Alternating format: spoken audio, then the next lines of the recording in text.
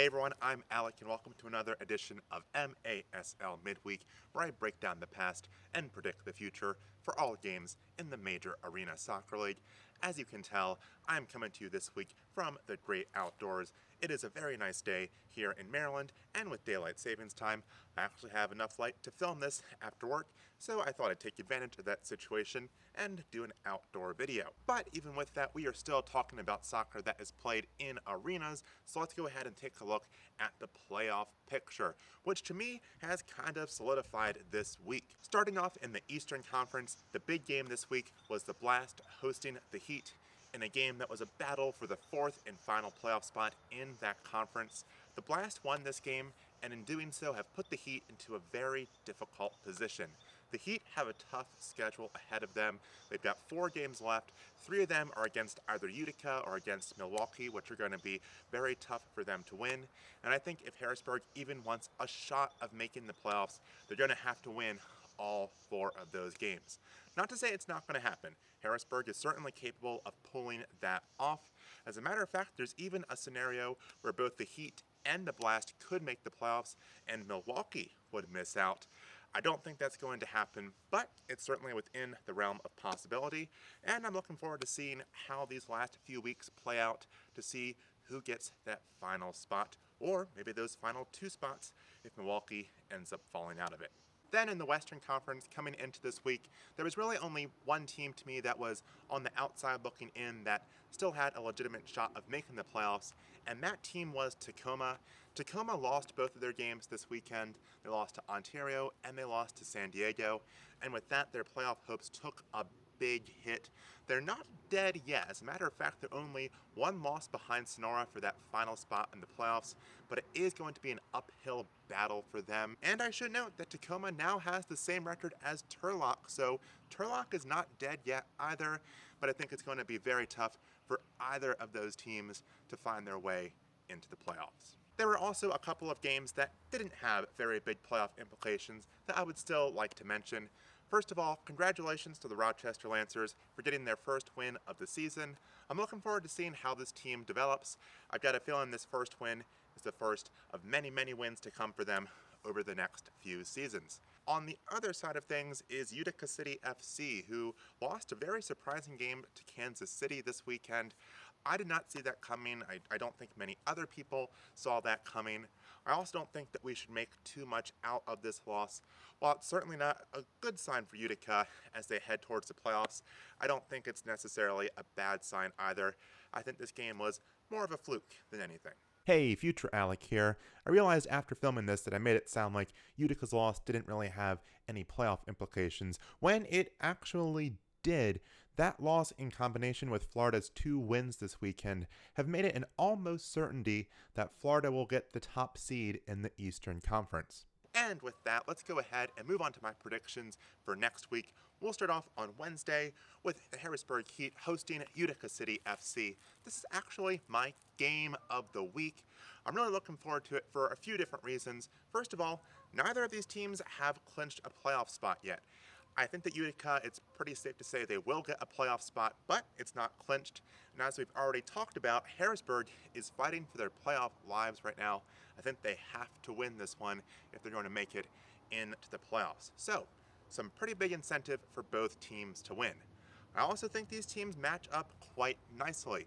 They've played a few times in Utica earlier this season, and those games were all pretty competitive, so I think the game shifting to Harrisburg will make them even more competitive, and honestly, it's kind of a coin toss to me who is going to win this game.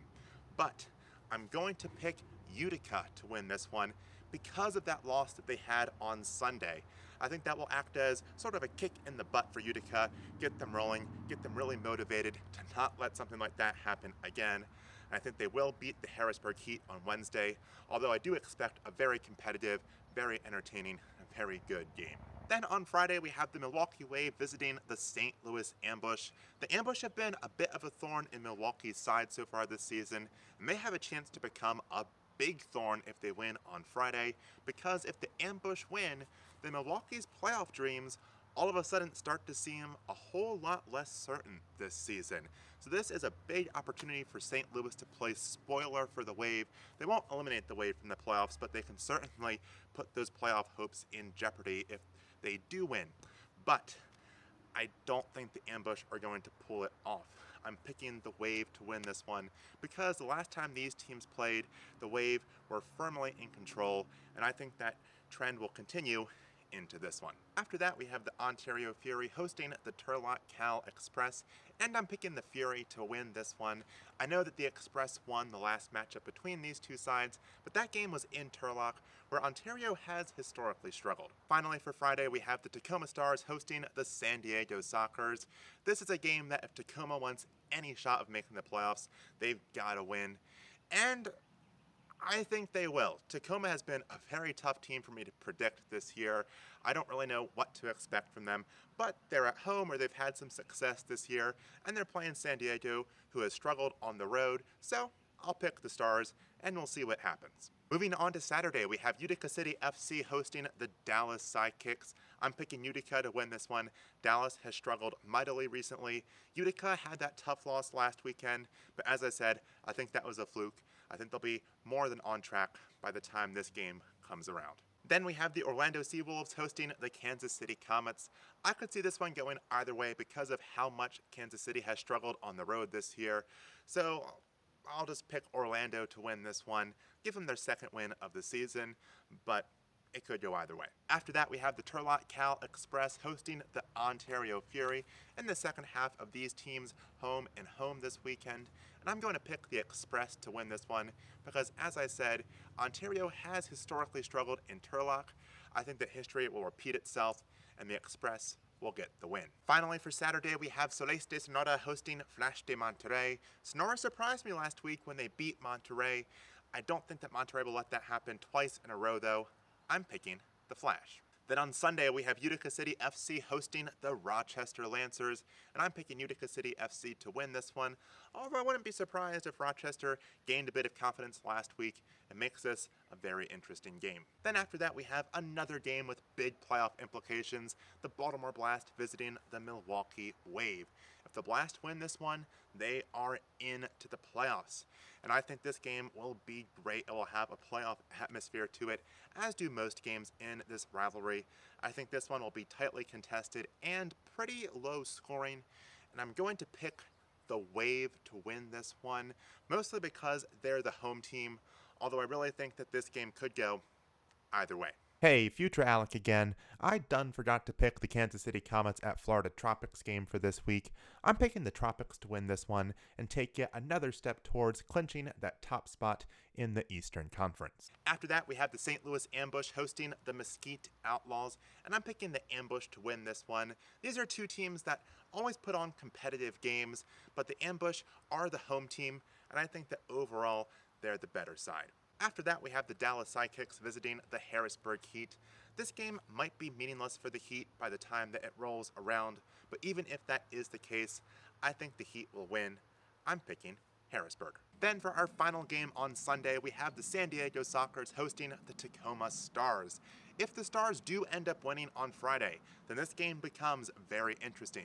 And I'm going to treat it as such. I'm picking the Stars to win on Friday, so we'll treat it as if they do end up winning that game. I think that Sunday's game will be very competitive, and the Stars will put up quite a fight to the Sockers. But I don't think that it will be enough. I think the Sockers are just too good at home for the Stars to win, so I'm picking San Diego. Then for our final game this week, we have Flash de Monterrey hosting Soleil de Sonora, and just like for their game on Saturday, I'm picking the Flash to win this one as well. And that will do it for this week's edition of MASL Midweek. But make sure you come back next week for another new episode. In the meantime, make sure you like this video and subscribe to the channel, and I will see you next time.